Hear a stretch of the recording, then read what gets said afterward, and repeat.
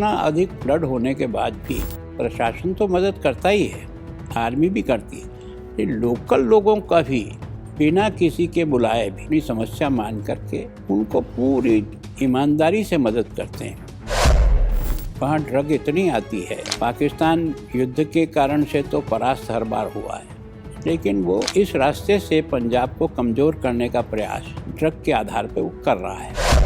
पंजाब को जो मैंने समझा है कि यहाँ जो किसान आंदोलन एक लंबे समय तक चला, उसने पंजाब के इन्वेस्टर को एक तरह से रोक।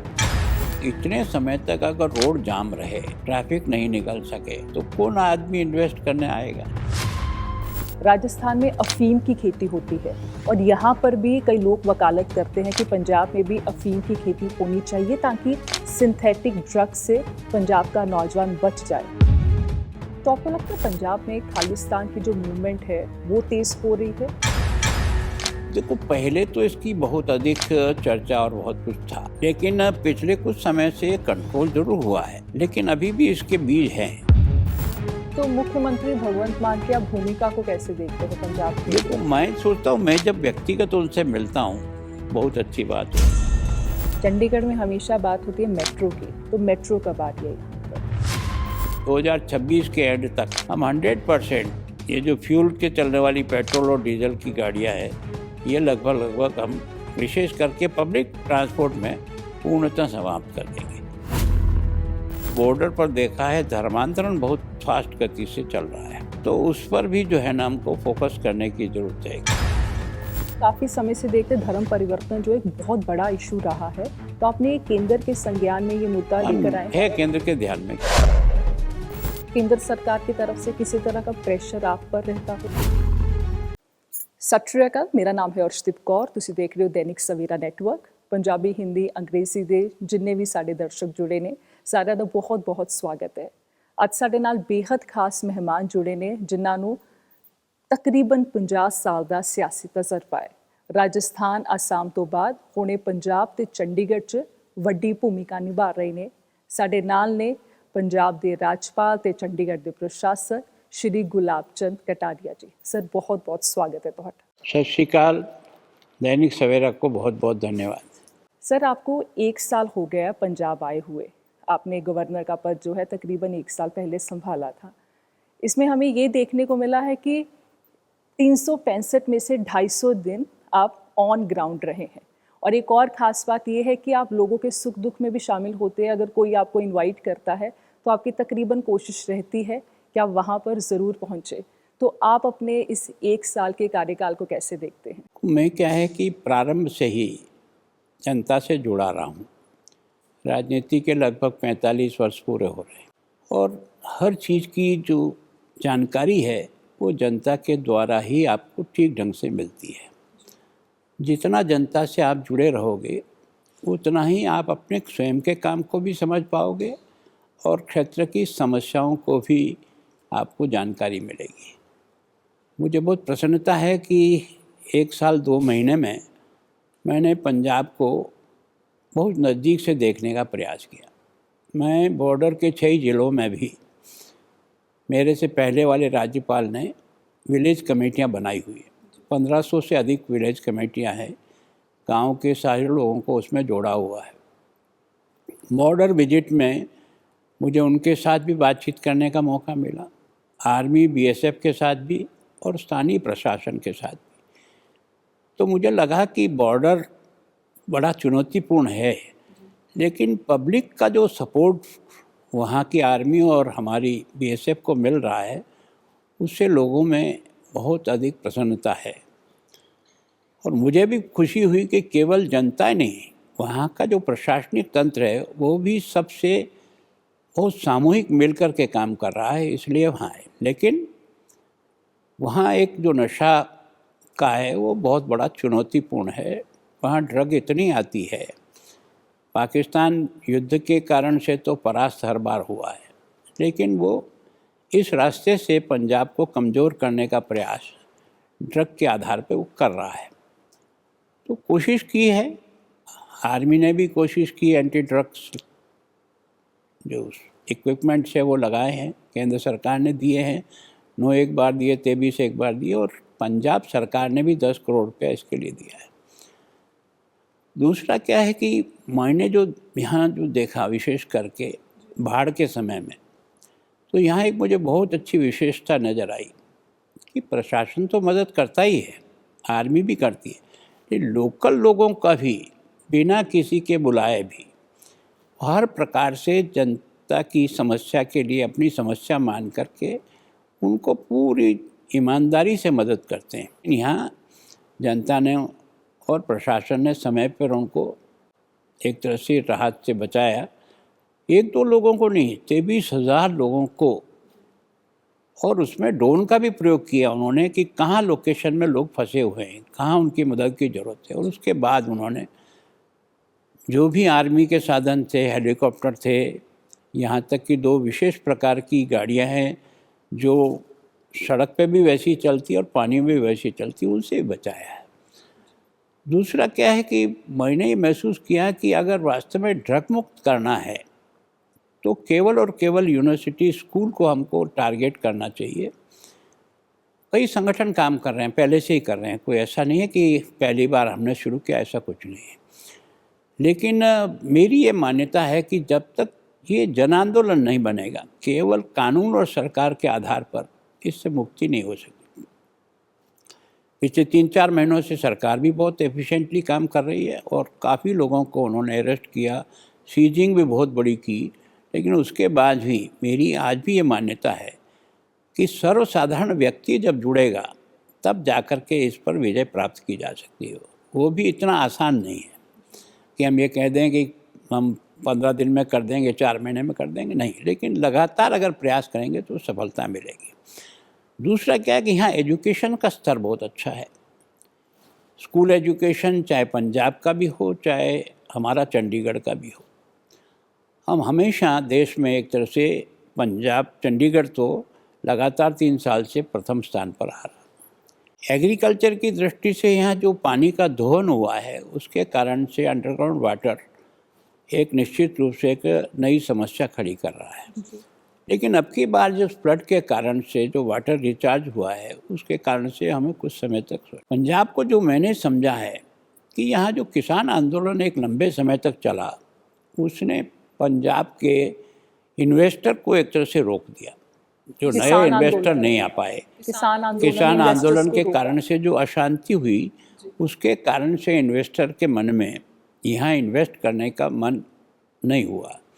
तो उसके कारण से एक चुनौती ज़रूर दिख रही है। फिर सरकार भी प्रयत्न कर रही है, हम भी कर रहे हैं, लेकिन मैं सोचता हूँ कि इस दृष्टि से पंजाब की कैपेसिटी बहुत है। हम जब पढ़ते थे तो पंजाब भारत में औद्योगिक दृष्टि से नंबर 1 का था।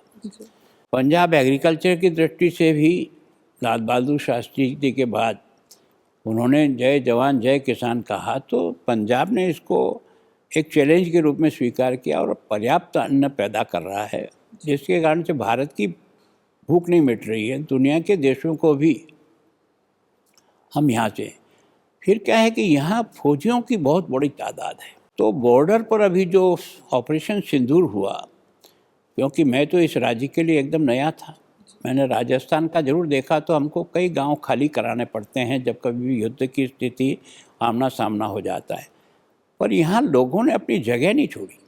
अपनी परिवार को उन्होंने भेज दिया होगा, बच्चों को भेज दिया होगा, लेकिन लोग वहीं टिके रहे और सेना के साथ कंधे से कंधा मिलाकर लड़े। तो ये यहाँ की एक विशेष खूबियत है।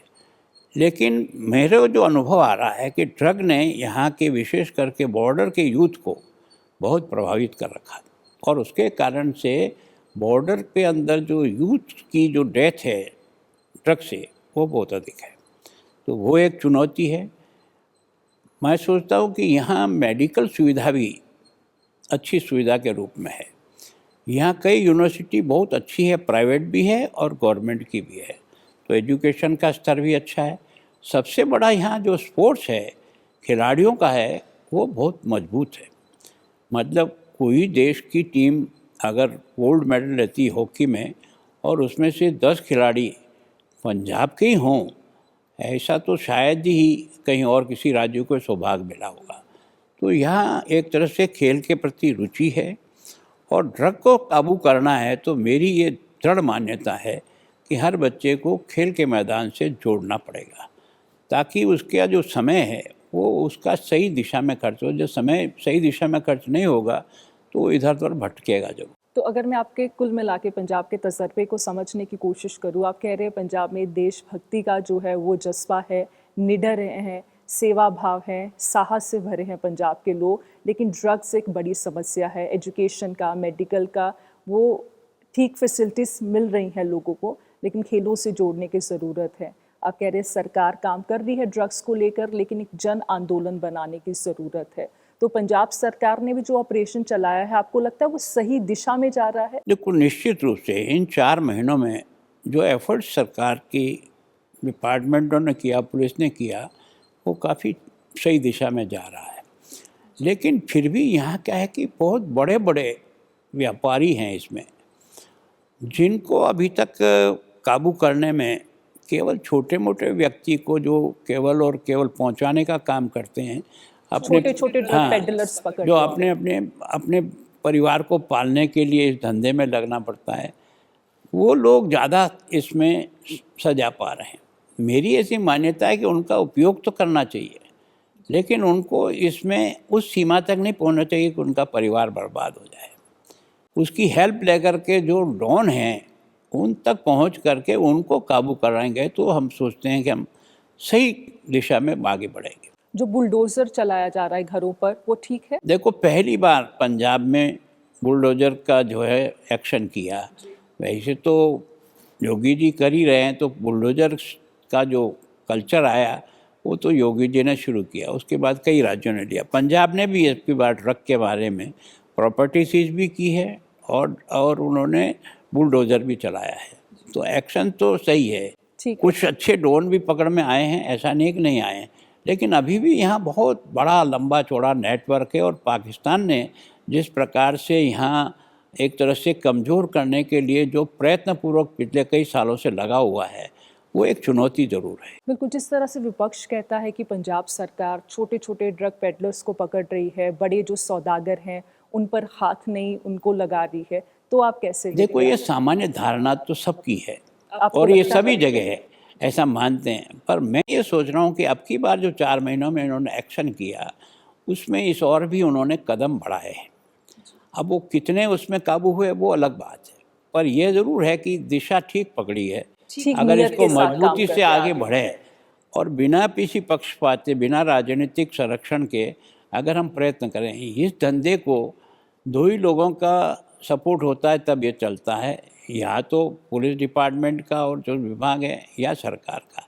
अगर ये दोनों 100% मन में ये तय कर रहे हैं कि हमारे यहाँ हो ही नहीं सकता, तो मैं सोचता हूँ इस धंधे को तो 6 महीने में ख़त्म कर सकते हैं। तो आपको वो इच्छा शक्ति, वो नीयत नज़र आ रही है पंजाब सरकार? मैं सोचता हूँ है।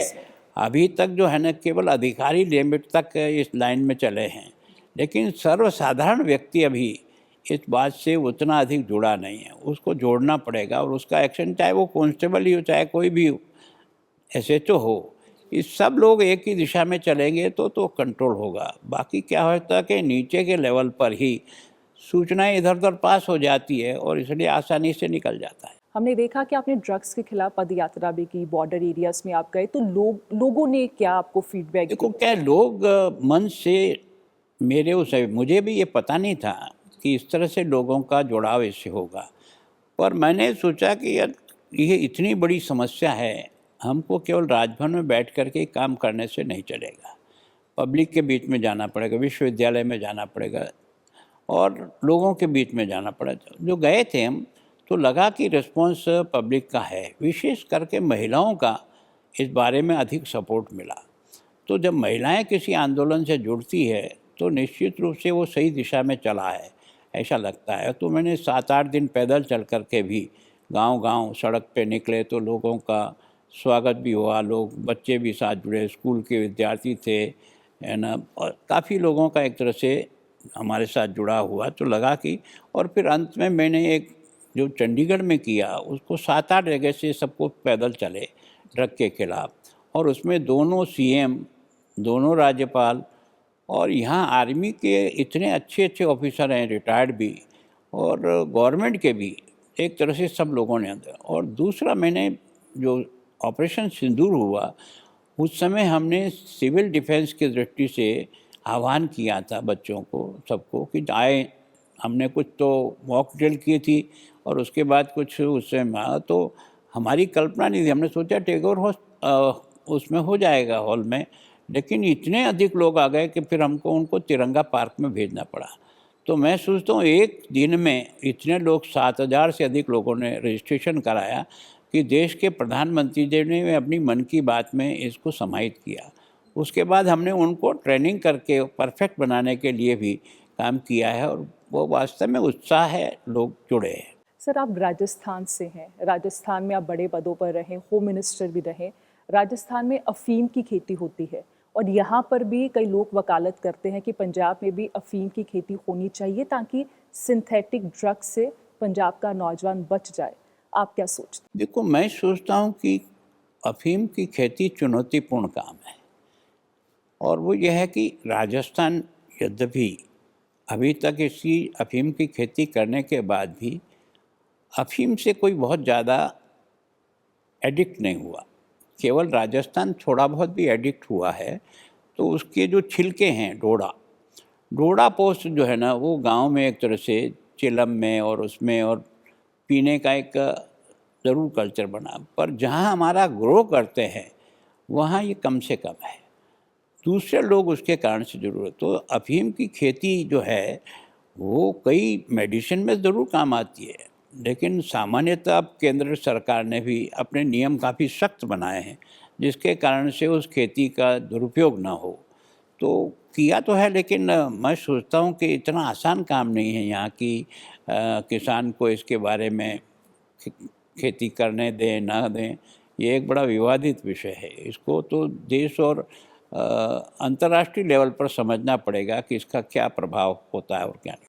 बिल्कुल, क्योंकि कुछ डॉक्टर्स ही हैं जिन्होंने इस चीज़ की वकालत की कि अफीम की खेती से पंजाब शायद बच जाए, जो सिंथेटिक ड्रग्स से। देखो, मैं सोचता हूँ कि ड्रग में ये जो अफीम है वो इतना नुकसानकारी नहीं है, जी, लेकिन यह जो सिंथेटिक ड्रग्स जिस तरह से आ रही है वो बहुत हार्मफुल है और वो सबसे बड़ी जो है ना डैमेज कर रहा है यूथ को। और उसका 10-15 दिन भी अगर उसको आदत लग गई तो फिर उसको छूटना बहुत मुश्किल होता है। तो जो यहाँ समस्या जो मुझे दिखी है कि एडिक्ट जो लोग हैं वो इतने ज़्यादा हो गए हैं कि वो उसको आसानी से छोड़ नहीं सकते। यहाँ तक कि मैं विलेज कमेटी में जब बैठा था तो मुझे 2 ज़िलों में बहनों ने जो बताया कि गवर्नर साहब और कुछ कर सकते हो तो करो, नहीं तो कोई बात नहीं, हम जैसा भी है निकाल देंगे, ये हमारे बच्चों को नशे से बचाओ। तो इसका मतलब ये है कि उनकी पीड़ा यह थी कि हमारा घर परिवार और सब बर्बाद हो रहा है, अगर इससे किसी तरह से मुक्ति मिले तो मैं तो सोचता हूँ कि वास्तव में ये जो विशेष करके हॉस्टल तक पहुँच गया, यूनिवर्सिटी तक पहुँच गया, बच्चे इससे एडिक्ट हो रहे हैं, छोटे बच्चे इसके अंदर काम में लगे हैं, तो ये एक बड़ा चुनौतीपूर्ण काम है। लेकिन ऐसा नहीं है कि पब्लिक अवेयरनेस होगी तो हम हर समस्या का निदान कर सकते हैं। बिल्कुल। आप यहाँ पर आकर पाकिस्तान की पंजाब को लेकर मंशा को कितना समझें, क्योंकि आपने ड्रग्स को लेकर भी यही कहा कि पाकिस्तान जो है वो पंजाब को कमज़ोर करने की लगातार कोशिश कर रहा है, और क्या क्या हथकंडे पाकिस्तान देखो, इस मैं वक्त अपना सोचता हूँ कि ड्रग इतनी महंगी है जो यहाँ डंप कर रहे हैं, उसकी कीमत करोड़ों करोड़ों रुपए में है। पाकिस्तान की इतनी हिम्मत नहीं है कि वो अकेला इन ड्रग को इस तरह से डाले और पकड़ी जाए और फिर भी बर्दाश्त करता है। उसकी जो आर्थिक स्थिति है वो बहुत जर्जर है। इसका मतलब मैं सोचता हूँ कि भारत को कमज़ोर करने के लिए और भी कई शक्तियाँ इसमें शायद काम कर रही है और इसलिए वो आर्थिक दृष्टि से इस ड्रग के माध्यम से भारत को कमज़ोर करना उनका लक्ष्य है। और विशेष करके भारत की है कि यहाँ नौजवानों की जो पीढ़ी है या जो संख्या है वो दुनिया में सबसे अधिक है।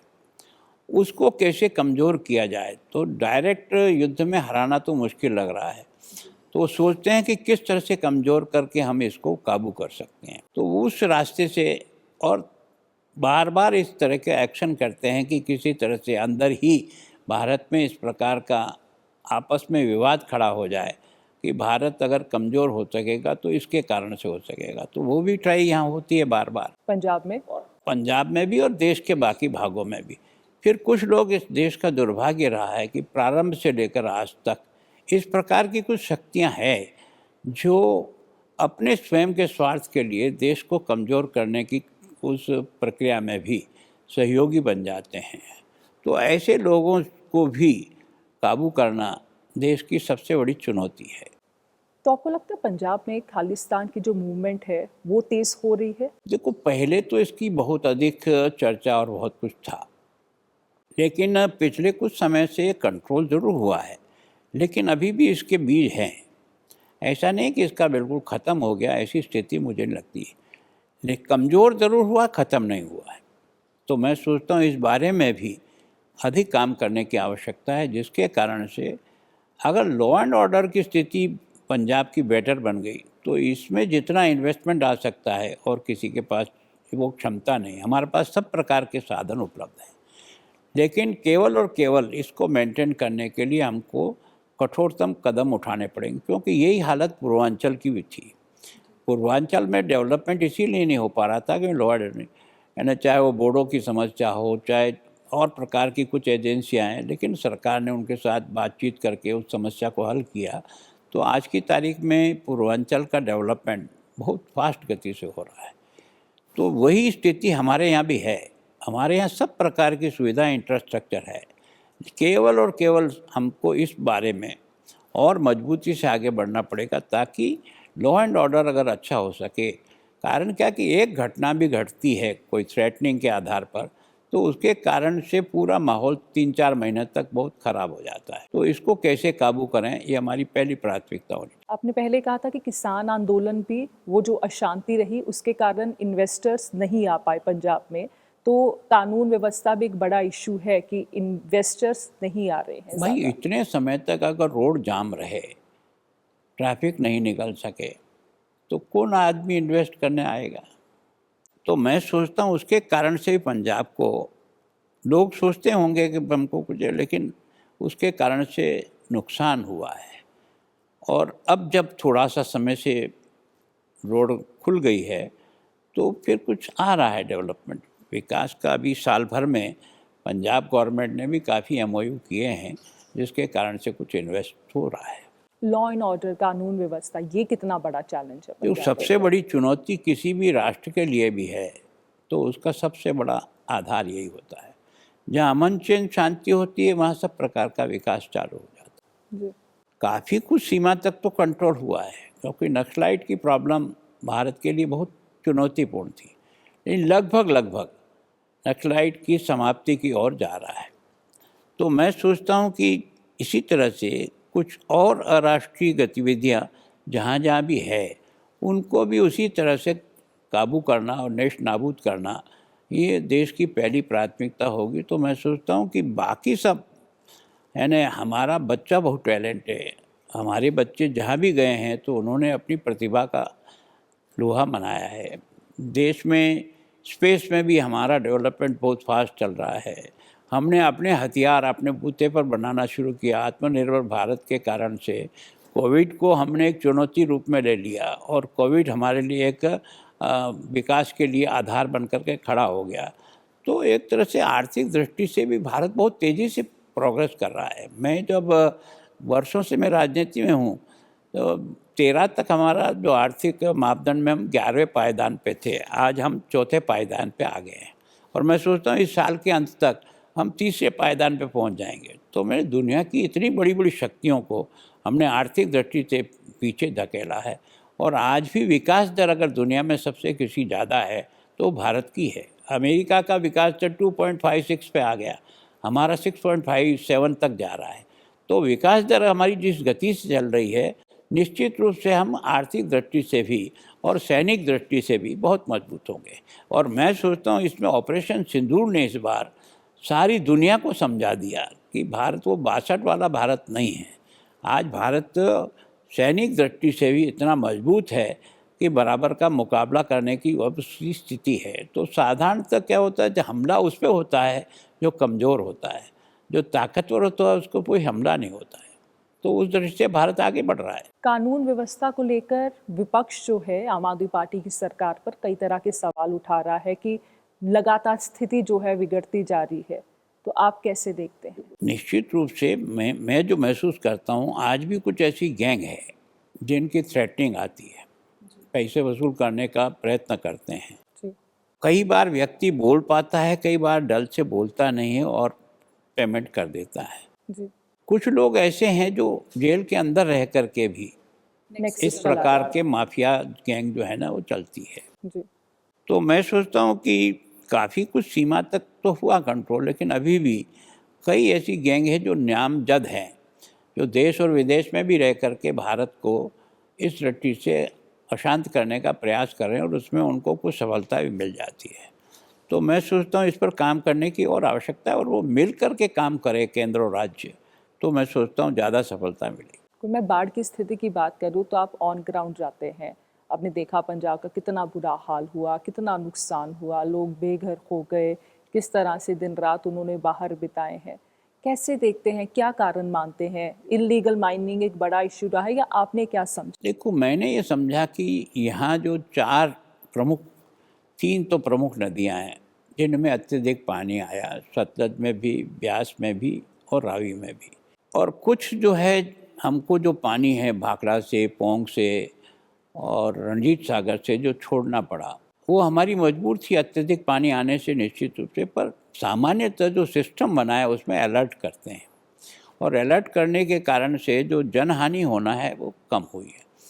लेकिन हमें जो एक समस्या इसमें जो मैंने देखी है, उंज नाम की एक नदी है जो जम्मू कश्मीर से आती है, उस पर कोई रेगुलेशन नहीं है, और उससे कारण से बाढ़ का जो प्रकोप इस बार जो ज़्यादा हुआ, विशेष करके पठानकोट में हुआ, उसके बाद गुरदासपुर में हुआ, अमृतसर में हुआ, नीचे जो है और 3-4 जिलों में हुआ, उसका कारण ये है कि उंज नदी में इतना अधिक पानी आया, उसका रेगुलेशन नहीं है, कोई कंट्रोल ही नहीं कहीं। तो एक सजेस्ट कर रखा है बहुत लंबे समय से आर्मी ने भी कि एक बांध बनाया जा सकता है उंज नदी पर, तो सिंचाई का भी उपयोग हो जाएगा पानी का, और सामरिक दृष्टि से भी बहुत उपयोगी होगा, क्योंकि अभी भी हमारे यहाँ जो टेररिस्ट आते हैं उंज नदी के माध्यम से हमारे यहाँ एंट्री करते हैं, चाहे वो जम्मू कश्मीर हो, चाहे हमारा जो पठानकोट का एरिया है जो बॉर्डर है। तो एक तो उसको करना पड़ेगा, और दूसरा मैं सोचता हूँ कि ये जो पानी का रेगुलेशन है, ये नीचे तक जो सूचना पहुँचनी चाहिए जिस फास्ट गति से, उस मैकेनिज्म को और मजबूत करना चाहिए। जैसे ही मान लो भाखड़ा से पानी छोड़ा 2.5 लाख MCF, तो उसकी सूचना लास्ट पॉइंट तक के 5 मिनट में पहुंच जाना चाहिए कि यहाँ पानी आएगा। कहीं 6 घंटे में आता है, कहीं 12 घंटे में आता है, कहीं 18 घंटे में आता है। तो मैं सोचता हूँ उससे बचाया जा सकता है लोगों को, पानी को रोका तो नहीं जा सकता है, बचाव जरूर किया जा सकता है। तो ये जो इतना नुकसान हुआ है, इसकी भरपाई के लिए किस तरह से काम देखो, होगा? निश्चित रूप से उसके लिए केंद्र के जो है कृषि मंत्री जी भी सारा देख के गए, प्रधानमंत्री जी स्वयं आकर के और उसको देख गए। देखने के साथ साथ उन्होंने किसानों को जो इस जिलों में रहते हैं जिनका फ्लड का एरिया ज़्यादा था, उनसे भी मैन टू मैन बात की, उनसे समझने का प्रयास किया। जो एजेंसी काम कर रही है इस बाढ़ के समय, उनके सारे वर्कर से भी उन्होंने जाना क्या क्या चुनौतियाँ, क्या क्या हम और साधन दे सकते हैं, कैसे इसको और ज़्यादा मजबूत कर सकते हैं। तो जो मुझे समझ में आया कि यहाँ जो प्रोटेक्शन वाल है, जो जहाँ जहाँ जगह बंधे लगे हुए हैं, वो जब भी अधिक फ्लड का पानी आता है तो उनकी टूटने की संभावना रहती है। ये बात ज़रूर है कि खर्चा बहुत अधिक है, लेकिन कुछ जगह जो है हमको निश्चित रूप से वहाँ मजबूत बंदे करना पड़े। कारण क्या, नदी कई बार डाइवर्शन कर जाती है और उसके कारण से बहुत ज़मीन हमारी कट जाती है, और सबसे बड़ा जो उसके साथ जो रेती आई है, उस रेती के कारण से हमारी जो खेती की ज़मीन है उसको उपजाऊ बनाने में भी उतना ही हमको चुनौती है। जहाँ तक सरकार का केंद्र का है, तो उस दिन प्रधानमंत्री जब आए थे 1600 करोड़ रुपया दिया। इस सामान्यतः यहाँ के लोगों की मांग थी कि नहीं, इससे अधिक मिलना चाहिए। तो उसके लिए जो सिस्टम है उससे वो टीम आई है, उससे देख के गए, वो सजेस्ट करेंगे। और जहाँ तक मेरी नॉलेज अब तक है, क्योंकि मैं आपदा राहत मंत्री राजस्थान में रहा हूँ, आपदा राहत का एक ऐसा फंड है जो केंद्र का निश्चित रूप से, चाहे आपदा आए या ना आए, वो फंड हर साल आपके खाते में आ जाता है। 75% केंद्र देती है 25% राज्य सरकार को मिलानी पड़ती है। वो फंड अपने आप में एक डिपॉजिट फंड के रूप में रहता है। उसका उपयोग जब कभी भी, मान लो 4 साल बाद आई बाढ़, तो भी आप उसको 4 साल बाद भी उसका उपयोग कर सकते हो। तो वो जो राहत का जो पैसा पड़ा है वो इसीलिए रहता है कि किसी भी इमरजेंसी में उसका काम कर दे। आप एसडीआरएफ की बात कर रहे हैं? हाँ, तो वो एसडीआरएफ का जो 12,000 हाँ, करोड़ बोलो, है, यहाँ उसको पड़ा लेकर तो है। बहुत कंट्रोवर्सी चल रही है। वो कह रहे हैं कि कहने को पड़ा, हम इस्तेमाल ही नहीं कर पा रहे हैं। नहीं कर पा रहे तो फिर आपने 20,000 की कहते रूल्स जो हैं वो बहुत रूल स्ट्रिक्ट तो निश्चित रूप से उसका उपयोग उसी में होना चाहिए। ऐसा है, चाहे जहाँ उपयोग नहीं कर सकते, उसने इतने कठोर नियम धीरे धीरे बनते चले गए। और केंद्र का तो तय है कि भाई हर पर बीघा 6,800 रुपये हम देंगे, जो भी खराबा होता उसका। लेकिन राज्य सरकार के पास जो फंड रहता है उससे भी वो मदद कर सकती है। ये जो 12,000 करोड़ रुपया जो जमा बताते हैं वो उसी फंड का है। तो अभी सरकार ने, पंजाब सरकार ने घोषणा की कि हम पर बीघा 20,000 रुपये देंगे। ये 20,000 रुपया वही है कि 6,800 तो केंद्र सरकार का जो पैसा मिलेगा वो है, और 13,020 करोड़ जो है ना, 200 करोड़ जो है वो उस फंड से मिला करके 20,000 रुपये की घोषणा की है। लेकिन यही नहीं है, सरकार ने जो कहा है कि इससे अधिक भी खर्चा है तो वो निश्चित रूप से जिसका एनालिसिस करके जब रिकमेंडेशन आएगी तो वो पैसा अतिरिक्त और मिलेगा। तो ये 12,000 करोड़ का कोई विवाद नहीं, नहीं, विवाद का कोई सवाल नहीं है। पंजाब सरकार ये की तरफ जरूर से है कई कि तरह इसको के सुझाव आए हैं, कुछ सवाल आए हैं उनके। कारण क्या है कि इसको कहना नहीं, इस सिस्टम को भी उसी तरह से खर्च करना पड़ेगा जो ऑनलाइन सीधा का सीधा किसान के खाते में जाए, ताकि एक तरह से किसान को मदद हो। अब जो सिस्टम डेवलप किया, पहले हम लोग भी बाई हैंड से भेजते थे पैसे और डिस्ट्रीब्यूट करते थे, तो उसमें कई बार बहुत लीकेज थे। अब जो है ना, सब ऑनलाइन पेमेंट हो गया। किसान सम्मान निधि का पैसा जिस प्रकार से एक बटन दबाते ही जाता है, वैसे ही खाते में जिनके नाम है। पर यहाँ थोड़ा सा कमजोरी जो पंजाब में मैंने अनुभव की कि कुछ ज़मीन ऐसी है जो किसान 70 साल से उसमें खेती तो कर रहा है लेकिन वो उसके नाम पर दर्ज नहीं है। ऐसी ज़मीन के कारण से क्या है कि उन किसानों को पैसा मिलता नहीं। सरकार के सिस्टम से पैसा उसी को मिलेगा जिसके नाम से ज़मीन बोल रही है। लेकिन कई ज़मीनें ऐसी हैं जो बटाव पे दे रखी है। खेती करने वाला व्यक्ति दूसरा है, मजदूरी करने वाला व्यक्ति दूसरा है, उस व्यक्ति को भी इसका लाभ मिले। ये जो सिस्टम जितना डेवलप होना चाहिए वो अभी नहीं हो पाया, जिसके कारण से कई बार उसको नहीं मिल पाता है जो उस खेत में खेती कर रहा है। तो ये निश्चित किया जाएगा कि उसको मिले जिसका नुकसान हुआ है, बाकी सीधा किसान को और वहाँ जो काम कर रहा है उसको मिलना चाहिए। बिल्कुल। इल्लीगल माइनिंग बड़ा इशू रहा, आपको क्या लगता है कि इल्लीगल माइनिंग ये विषय बड़ा केवल देश भर में सब जगह है और निश्चित रूप से इसके कारण से कई प्रॉब्लम खड़ी होती है। तो मैं सोचता हूँ कि पंजाब भी इसे अछूता नहीं है। पंजाब की समस्या में ये भी एक समस्या है और सरकार प्रयत्न कर रही है, लेकिन मैं सोचता हूँ अभी तक इसको पूर्णतः तोड़ पाए हों ऐसा नहीं है। उसके कारण से भी कई प्रकार के नुकसान होते हैं। और दूसरा जो मुझे पंजाब में दिखा कि ये जो इंडस्ट्री का जो वेस्ट वाटर है, ये जो दरिया में जाता है वो इतना प्रदूषित है कि उसके कारण से ये जहाँ तक जाता है, बूढ़ा नाला जिस तरह से है, बाकी है, तो ये ठेठ राजस्थान तक पहुँचता है।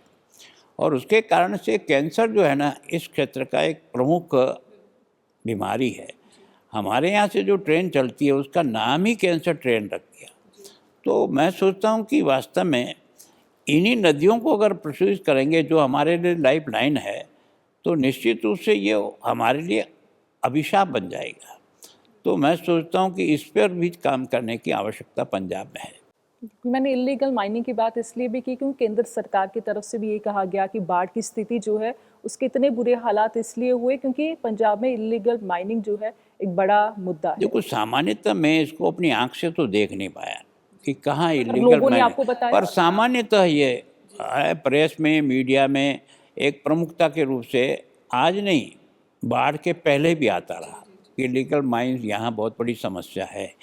और निश्चित रूप से ये समस्या जो है ना, लोगों के ध्यान में भी है, सरकारों के ध्यान में है, पार्टियों के ध्यान में भी है, और इस पर काम करने की जरूरत है।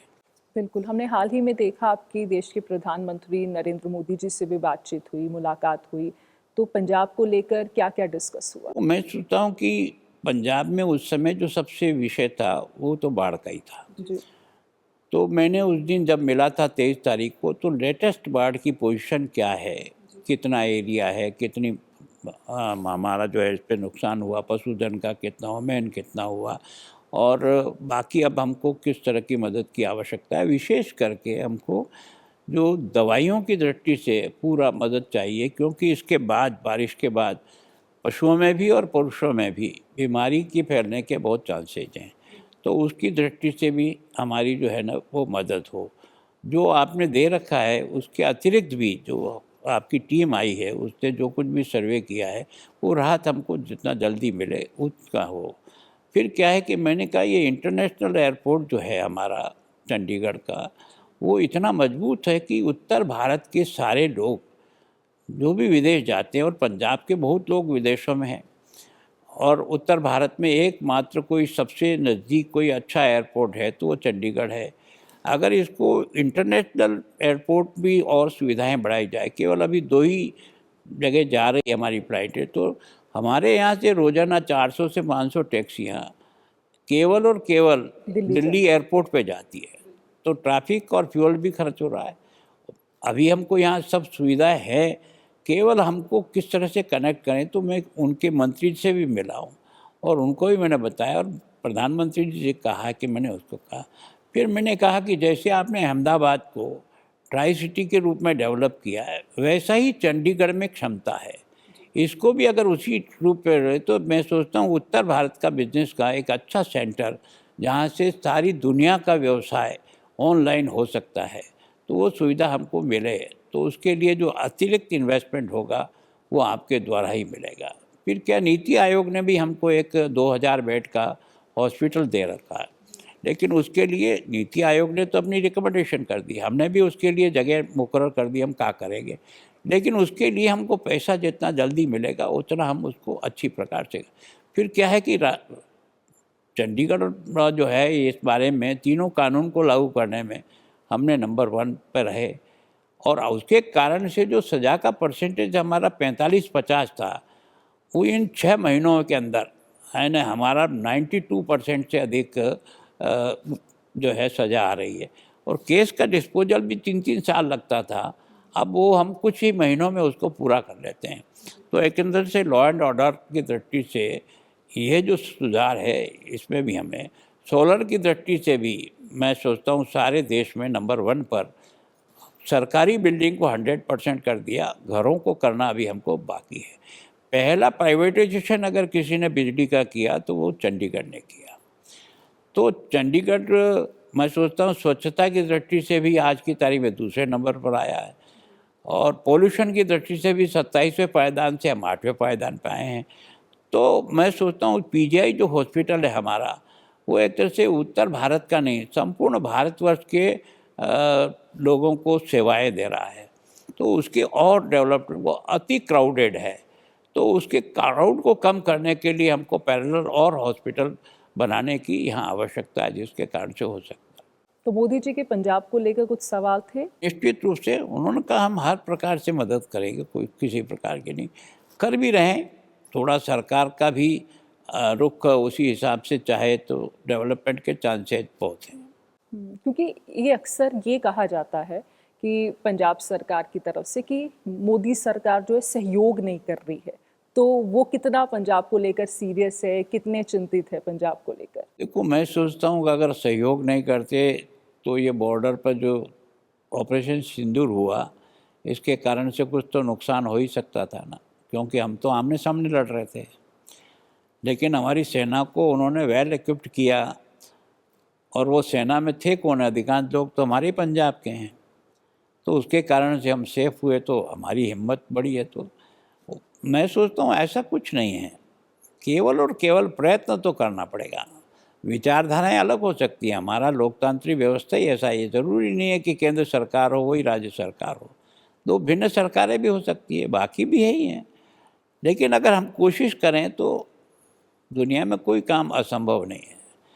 कई बार बार बार प्रयत्न करना पड़ता है, कई बार एक बार प्रयत्न से ही सफलता मिल जाती है। आपको केवल और केवल ये जो रेल के इंफ्रास्ट्रक्चर में इतना डेवलपमेंट मिला, ये केंद्र सरकार से नहीं मिला। रोड नेटवर्क में जो आपको विकास हो रहा वो नहीं मिला। एयरपोर्ट जो आपके यहाँ एक्स्ट्रा बने इन सालों में, तो आपके भिन्नता तो नहीं है। लेकिन मैं सोचता हूँ कि पॉलिटिकली दृष्टि से कुछ आपस में बोला जाए, मुझे उसमें कोई एतराज़ नहीं। लेकिन मैं सोचता हूँ कि विकास जो ऐसी चीज़ है जो किसी पार्टी की नहीं होती है, वो राज्य की होती है। उस विकास को हम सब लोगों को साथ मिलकर के प्रयत्न करना चाहिए। तो आप केंद्र सरकार और पंजाब सरकार के तालमेल को कैसे देखते हैं, देखो, क्योंकि बीच में आप ब्रिज हैं? देखो, मैंने कोशिश की है कि 1 साल भर में सरकार और मैं दोनों एक साथ किसी विषय पे विवाद नहीं आया। कुछ विवाद के विषय भी आए तो हमने बैठ कर के सुलझाया। हमने कहा केवल और केवल कागज़ और फाइलों पर चलाने से कटुता बढ़ेगी। अगर आपको लगता है कि भाई मेरा निर्णय कोई ठीक नहीं है, तो आप मेरे साथ चर्चा करो, या तो आप मुझे समझा दो या मैं आपको समझाता हूँ, उसको मान लिया करो। तो अब वो कई बार समस्या का सुलझाना मिल बैठ कर के कर लेते हैं, तो उससे टकराव नहीं आता है। और फिर क्या, मैं चाहे केंद्र से नोमित हूँ, लेकिन मैं अड़ंगे लगाने के लिए नहीं, मैं राज्य के विकास के लिए, मेरा ये संवैधानिक पद है, तो मुझे ब्रिज का काम करना मेरा दायित्व है, मेरा कोई एहसान नहीं है, मेरा दायित्व है, उसको करना चाहिए। मैं करने का प्रयास करता हूँ। पहले हमने ये देखा है कि गवर्नर और पंजाब सरकार के बीच में कुछ ना कुछ तनाव अक्सर रहता था, कोई ना कोई कंट्रोवर्सी जो थी वो बनी रहती थी।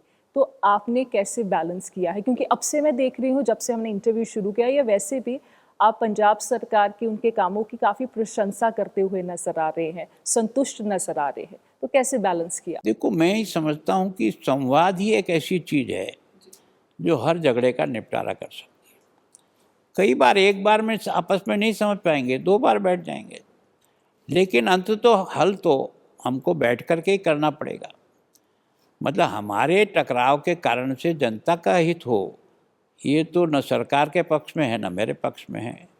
तो मैं हमेशा राजनीति में इतना लंबा समय गुजारा, तो मैं ये सोचता हूँ कि हर समस्या का निदान है, केवल उस पर खुली चर्चा अगर होगी तो रास्ता उसमें से निकल जाएगा। और इसके कारण से मुझे विशेष करके वाइस चांसलर की नियुक्ति एक बहुत बड़ा इशू बनता है। गवर्नर का अधिकार है, राज्य सरकार का, पर मैं उस पर नहीं, जो 3 नाम वो भेजते हैं उसके बारे में मेरी क्या ओपिनियन है, मैं उनसे बात करता हूँ कि भाई मेरी जो कुछ भी मैंने देखा है वो तो इसमें से लगता है। एक दूसरा क्या है कि जो सिलेक्शन का प्रोसेस है वो यूजीसी के मापदंड को ध्यान में रखते हुए करना है, तब तो आप उसमें से अच्छा सिलेक्शन कर पाएंगे। तो उसके बारे में उन्होंने भी काफ़ी कुछ सुधार किया। अक्सर जो है पहले जो राज्यपाल के बीच में टकराव था, उसमें वाइस चांसलर की नियुक्ति भी एक बहुत बड़ा कारण रहा है। और फिर कुछ ऐसे बिल आते हैं जिन बिलों से टकराव की स्थिति आती है, तो उन बिलों के बारे में भी अगर बहुत ज़्यादा कुछ है कि भाई नहीं कर आपस में बैठ रहा है, तो आगे भेज दो, वहाँ से जो क्लियर होके आ जाएगा ठीक है। तो मैं सोचता हूँ उससे टकराव की स्थिति कम से कम हुई है। बिल्कुल। तो हमने देखा कि टकराव नहीं है आपके बीच और मुख्यमंत्री भगवंत मान के बीच, तो कैसा एक नहीं, रिश्ता वो है? भी हमारा पूरा सम्मान करते हैं, हम भी उनका पूरा सम्मान करते हैं। एक अच्छा तालमेल है। मैं कोशिश करता हूँ कि हर चीज़ को बैठ करके सुलझा लें। तो शिकायतें तो आती हैं उनके कुछ ऐसा? अधिकारियों के साथ भी मेरी चर्चा, कई विषय ऐसे आ जाते हैं तो सीधा ही मुख्यमंत्री जी ने पहले उनके चीफ सेक्रेटरी और डीजीपी से ही बात करनी पड़े तो उनको बुला लेते हैं कि भाई आप हमें समझाओ कि आप इस विषय को क्या, आपको क्या कहना है, हमारा ये सोच है। तो वो भी वापस कन्वे करते हैं और कई बार ज़रूरत पड़ती है तो स्वयं मुख्यमंत्री के साथ ही चर्चा करते हैं। तो मैं अभी तक तो मुझे 1 साल 2 महीने में कोई ऐसी स्थिति नहीं बनी कि हम दोनों एक दूसरे पूर्व पश्चिम हो गए। अभी तो ठीक है। तो कभी ऐसी सिचुएशन आई है कि केंद्र सरकार और पंजाब सरकार में तालमेल बिठाने के लिए, तो वो आपके लिए कभी मुश्किल आई हो? नहीं, सामान्यतः कई बार तो उनके स्वयं के व्यक्तिगत, ऐसे वो लोकसभा में रहे हैं तो हमारे सारे नेताओं से भी उनसे व्यक्तिगत अच्छे संबंध हैं। ऐसा नहीं है कि वो मुख्यमंत्री बनने के बाद है, पहले से भी है। तो कई बार वो स्वयं जाते हैं, तो उनको समय देते हैं, मिलते हैं। तो मैं सोचता हूँ कि टकराव की स्थिति तो नहीं है, पर क्योंकि विचारधारा दोनों अलग है और केजरीवाल जी जिसके बाद जो है ना, कुछ स्थिति वहाँ से भी होती है क्योंकि वहाँ से बहुत ज़्यादा कंट्रोल करते हैं। तो उससे कुछ टकराव जरूर आ जाता, लेकिन मैं सोचता हूँ सुलझ जाता है कोई सी बात। तो मुख्यमंत्री भगवंत मान की आप भूमिका को कैसे देखते हैं पंजाब के देखो, मैं सोचता हूँ, मैं जब व्यक्तिगत उनसे मिलता हूँ बहुत अच्छी बात होती है, लेकिन एज ए पॉलिटिकल जब वो उनको कुछ स्टेटमेंट देना होता तो कुछ देते हैं। अब ये उनका लुकआउट है कि वो किस तरह से व्यवहार। बाकी मुझे तो व्यक्तिगत जब कभी भी कोई मिलना हुआ, कोई बात मेरे को ठीक नहीं लगी तो मैंने उनको कहा, तो उनको वो उसको मान लेते हैं। कई बार वो मुझे कुछ कहते हैं तो मैं भी समझाता हूँ।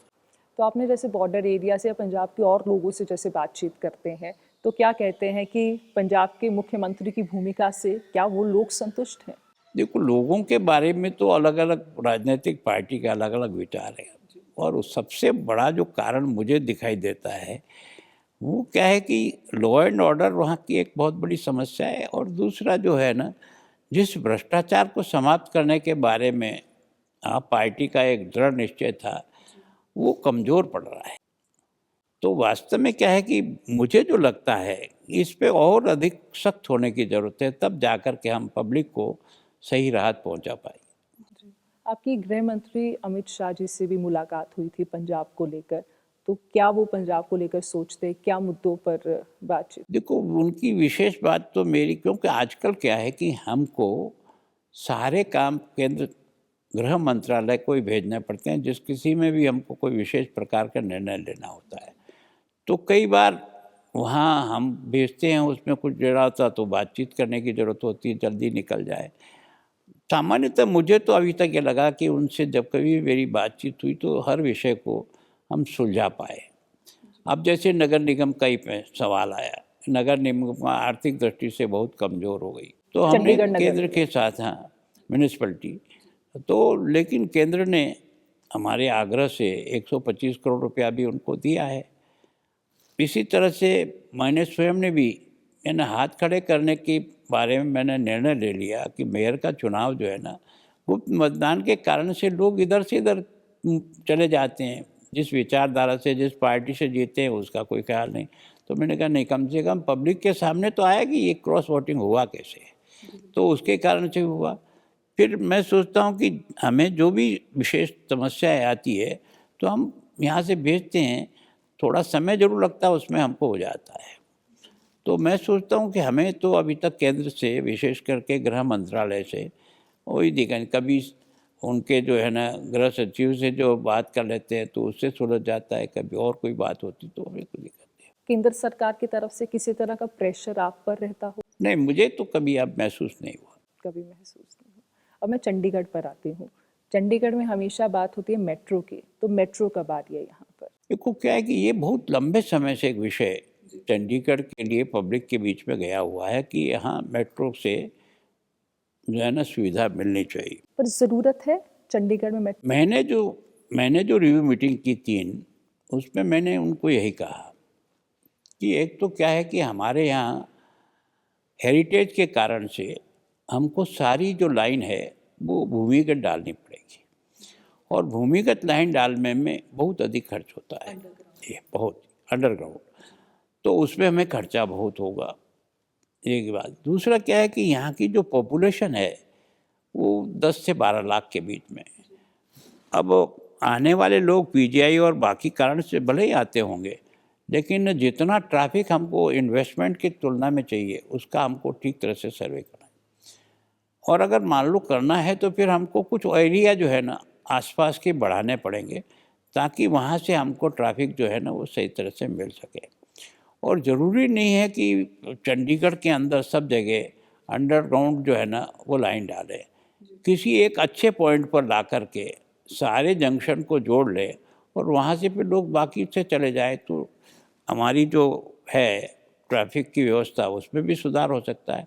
लेकिन मैंने कहा कि जहाँ जहाँ अब तक आपने मेट्रो बना दिए उनका अध्ययन करो कि वहाँ किस तरह से कहाँ सफल हुई है, कहाँ अभी तक 10-10 साल होने के बाद भी वो सफल नहीं हो पा रही है, तो नहीं सफल होने के कारण क्या हैं, और इन्वेस्टमेंट की तुलना में हमें उसका रिटर्न मिलता है कि नहीं मिलता है।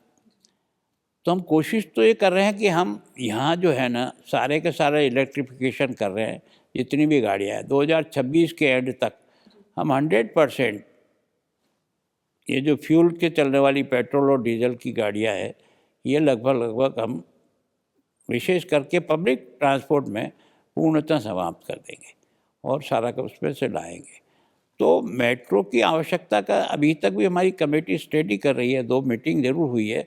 अभी हमारी सबकी राय जो है ना, जब तक आसपास का एरिया इसके साथ जुड़ कर के ट्रांसपोर्ट की जो एक तरह से उसका जो आना चाहिए भार पब्लिक का, उसको स्टडी करने की ज़रूरत है और इन्वेस्टमेंट और दोनों को साथ देखना पड़ेगा।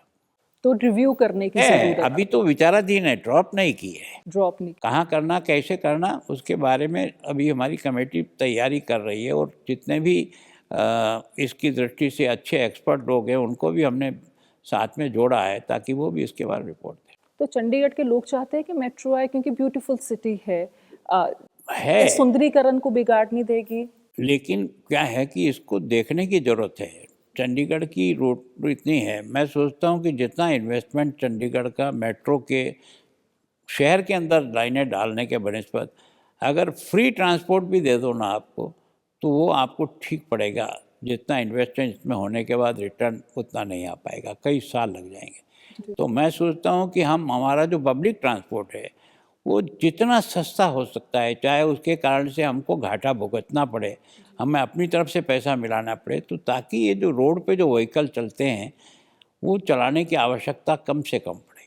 तो आप ये चाहते हैं कि पब्लिक ट्रांसपोर्ट को बहुत ही उनका और किराया कम होना चाहिए, सस्ता और सुलभ, एकदम तुरंत, ताकि लोग अपनी ताकि गाड़ियां लेकर ना आए। गाड़ी का उपयोग ना करें।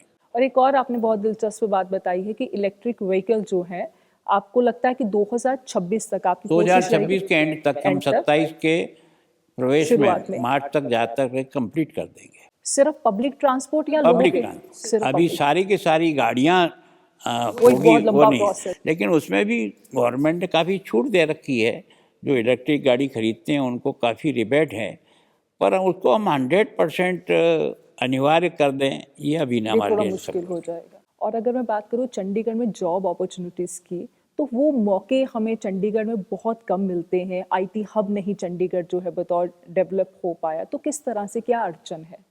देखो, हमने जो है ना वो सारा जो है जो गुजरात का अहमदाबाद का मॉडल जो है, ताकि यहाँ के बच्चों को एक तरह से हम अधिक से अधिक आईटी से जोड़ सकें। हमारे यहाँ इंडस्ट्री का जो स्कोप है वो कम है, लेकिन आईटी के माध्यम से हम कई प्रकार के बच्चों को जॉब की तरफ जोड़ सकते हैं, उसका हमारे पास सुविधा है। और दूसरा जो मैं बार बार हर यूनिवर्सिटी में कोशिश करता हूँ कि आप कोर्स को ऐसी डिज़ाइन करो जो आज की आवश्यकता है। क्योंकि जब इंडस्ट्री वालों के साथ बैठते हैं तो वो कहते हैं यार हमें लोग नहीं मिलते हैं, हम कहते हैं कि हमारे बच्चों को जॉब नहीं मिलता है।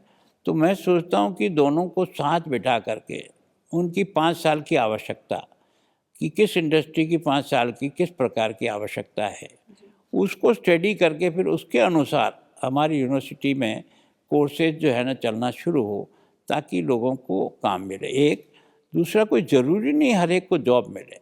आदमी अगर अब आज की तरह आर्टिफिशियल इंटेलिजेंस के माध्यम से बच्चे को ग्रो करने के लिए हज़ारों तरीके निकल आए हैं, तो उस दृष्टि से हमारा बच्चा स्वयं ही अपना एक तरह से करे। तो मैं सोचता हूँ कि हम लोगों ने इस दृष्टि से भी स्टार्टअप पॉलिसी की भी लागू किया है, उसके कारण से भी यहाँ ग्रो होने के चांसेस बढ़ते हैं। और मैं सोचता हूँ कि यहाँ वैसे इंडस्ट्री है, लेकिन इंडस्ट्री जो प्रारंभ की इंडस्ट्री थी उसमें थोड़ी सी कमी है। तो हमारे यहाँ क्या है कि ये जो एक तरह से हेरिटेज के कारण से चंडीगढ़ में इस स्कोप में कम है, लेकिन हम कोशिश कर रहे हैं कि अहमदाबाद के उस मॉडल को ट्राई सिटी का हम कैसे यहाँ लागू करें, केंद्र भी मदद करे और हम भी अपना पैसा लगाएं, ताकि अधिक से अधिक जॉब मिल सके।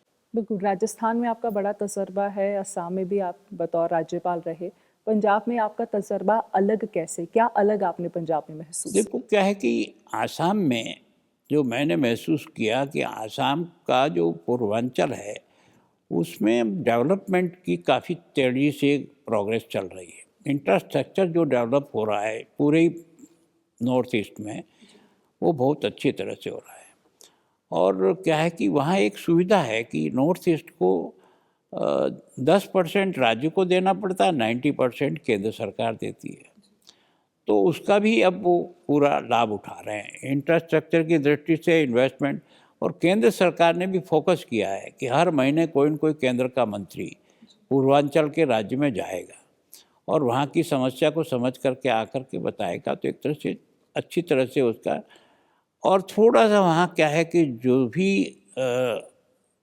बोडो और इस तरह के संघर्ष थे बच्चों के, जिसके कारण से टेररिस्ट एक्टिविटीज़ बहुत थी, वहाँ जो है एक तरह से सीमा पर जो है ना घुसपैठियों का भी एक बहुत बड़ा जाल था। इन पर धीरे धीरे उसमें कंट्रोल हुआ है। तो उसके कारण से उनका विकास की गति जो है ना वो तेज़ी से आगे बढ़ रही है। मैं सोचता हूँ पंजाब में भी मैंने जो कुछ महसूस किया, भगवान ने यह सब प्रकार का इंफ्रास्ट्रक्चर दिया रखा है। केवल और केवल हमको प्रयत्न करके अपने बच्चों को ये जो बाहर जाने की प्रवृत्ति है उसको रोक लगा करके यहीं जॉब तैयार करने पड़ेंगे। और खेती के जो तौर तरीके हैं, हमारे पास ज़मीन अच्छी है, सब कुछ है, लेकिन अभी वो ट्रेडिशनल खेती चल रही है। तो मैं सोचता हूँ कि इकोनॉमिक दृष्टि से कौन सी उपयोगी हो सकती है, तौर तरीके बदलने उसको ही हमको चेंज करना पड़ेगा, ताकि क्या है कि फूड प्रोसेसिंग के आधार पर बहुत बड़ी गुंजाइश यहाँ है जिसको हमको डेवलप करना पड़ेगा। तो अब अगले साल का आगे का क्या रोड मैप लेकर चल रहे हैं पंजाब को लेकर? देखो, मैं 4 दृष्टि से मेरा प्रयत्न है कि एजुकेशन की दृष्टि से हमारे बच्चे अधिक से अधिक योग्य बने, उसके लिए उस इंफ्रास्ट्रक्चर ठीक तरह से। मेडिकल का हमारे यहाँ हब बन सकता है पूरा का पूरा, और केवल भारत का नहीं, विदेश के भी लोग हमारे यहाँ इलाज के लिए आ सकते हैं। तो उसको कैसे ढूंढ रहे हैं। फिर क्या है, खेल प्रतिभाएं बहुत है। अगर स्पोर्ट्स को डेवलप करेंगे तो मैं सोचता हूँ कि और अधिक रोजगार के भी साधन मिल जाएंगे, और दूसरा क्या है कि बच्चों को सही दिशा में लाने का भी एक तरह से प्रयत्न कर पाएंगे। फिर क्या है कि इस में पर्यावरण की दृष्टि से ये जो पूरा ही नॉर्थ है, ये बहुत अच्छा केंद्र है टूरिस्ट की दृष्टि से। और जम्मू कश्मीर में भी जब से थोड़ी सी शांति आई है, तो इस रूट से जो है ना बहुत अधिक टूरिस्ट जो है ना जा रहा है। तो टूरिस्ट इंडस्ट्री को भी अगर डेवलप करने के लिए यहाँ पर्याप्त अवसर है। इसको हम कैसे अधिक, कुछ धार्मिक स्थान भी ऐसे हैं जिनके प्रति लोगों की बहुत बड़ी आस्था है, तो धार्मिक टूरिज्म भी बढ़ सकता है, हमारा सांस्कृतिक टूरिज्म भी बढ़ने के चांसेज हैं, प्राकृतिक दृष्टि से सुंदरता भी हमारा एक साधन बन सकता है। तो मैं सोचता हूँ उस दृष्टि से भी इस क्षेत्र को, मेरा कोशिश होगी कि यूटी में है ना हर दृष्टि से हम नंबर 1 आने वाले 2 साल में, एक दृष्टि से नहीं, जितने सरकार के मापदंड है उस सब में हम नंबर 1, 2 आएँ। इस प्रकार का लक्ष्य लेकर के हम चलेंगे, इंफ्रास्ट्रक्चर डेवलपमेंट से लेकर के स्किल और सब दृष्टि से। कुछ चुनौतियां हैं आपके काम करने को लेकर? दो ही चुनौतियाँ जो सामने दिखी अभी तक, 2 चुनौतियाँ मुझे ध्यान में आई है। एक तो ये ड्रग के कारण से बहुत बड़ी चुनौती आज भी हमारे बीच में गई है, और दूसरा जो मैंने बॉर्डर पर देखा है, धर्मांतरण बहुत फास्ट गति से चल रहा है। तो उस पर भी जो है ना हमको फोकस करने की ज़रूरत है कि क्या कारण है जिसके कारण से धर्मांतरण इतनी तेज़ी से हो रहा है। उन कारणों को समझ करके उसके अनुसार हमको अपनी रचना करनी पड़ेगी, जिसके कारण से मैं सोचता हूँ कि कई बार क्या है, धर्मांतरण भी एक समस्या आगे जाकर खड़ी हो जाती है। तो उसको पर भी काम करने की जो है ना मुझे आवश्यकता लगती है। बिल्कुल, हम भी काफ़ी समय से देखते धर्म परिवर्तन जो एक बहुत बड़ा इशू रहा है। तो आपने केंद्र के संज्ञान में ये मुद्दा लेकर आए है केंद्र के ध्यान में। केंद्र की एजेंसी के जो लोग लगे हुए हैं वो इस बात की सारी रिपोर्ट देते हैं, हमें भी देते हैं, हम भी उनको देते हैं। पर है ये 2 समस्याएं जो यहाँ विकट रूप में आई है। ठीक है, बहुत बहुत धन्यवाद सर। धन्यवाद आपको भी। और एक लास्ट, अब त्योहारों का सीज़न आ रहा है, दिवाली है, अब क्या संदेश पंजाब, चंडीगढ़ के लोगों को देना चाहेंगे? पंजाब की जनता से निवेदन करना चाहता हूँ कि जितना प्रेम और भाईचारा और आपस में मिल कर के काम करने का प्रयास करेंगे, उतना ही पंजाब को भगवान ने सब प्रकार की क्षमता दी है। केवल हमको मिल कर के उसको नंबर 1 लाने के लिए प्रयत्न करना पड़ेगा। ये जो रंगला पंजाब जो कहते हैं वो लाया जा सकता है, बस ये है कि लोग उस वाक्य को अपना वाक्य बना करके उसके अनुसार काम करना शुरू करेंगे तो निश्चित रूप से हम आने वाले 2-4 साल में इस स्थिति को पाने की स्थिति में हैं। प्रयत्न करेंगे और जनता से निवेदन है कि जो बहादुरी गुरुओं की परंपरा से लेकर अब तक रही है, फौज में भी आपकी बहुत बड़ी उपयुक्तता रही है और जो कुछ मैंने ऑपरेशन सिंदूर में देखा वो भी एक अजीब है, और बाढ़ के समय में भी लोगों की जो मदद करने का स्वभाव है वो सामान्यतः हर जगह उपलब्ध नहीं होता। आपको बहुत कुछ मिला हुआ ईश्वर की तरफ से, केवल और केवल ये विचार अपनी आने वाली नई पीढ़ी को भी पहुंचाए ताकि वो इस काम को और मजबूती से आगे बढ़ाए। बिल्कुल, बहुत बहुत धन्यवाद सर बातचीत करने के लिए। तो 1 साल 2 महीने गवर्नर साहब के पूरे हुए हैं पंजाब में और विकास के लिए लगातार उस दिशा में वो काम कर रहे हैं। पंजाब सरकार और गवर्नर साहब का बहुत अच्छा तालमेल है। केंद्र सरकार और पंजाब सरकार के बीच में एक ब्रिज का काम कर रहे हैं ताकि पंजाब की तरक्की हो सके, पंजाब को रंगला पंजाब बनाया जा सके। आपको ये बातचीत कैसे लगी, अभी कमेंट करके ज़रूर बताइए और देखते रहें दैनिक सवेरा नेटवर्क।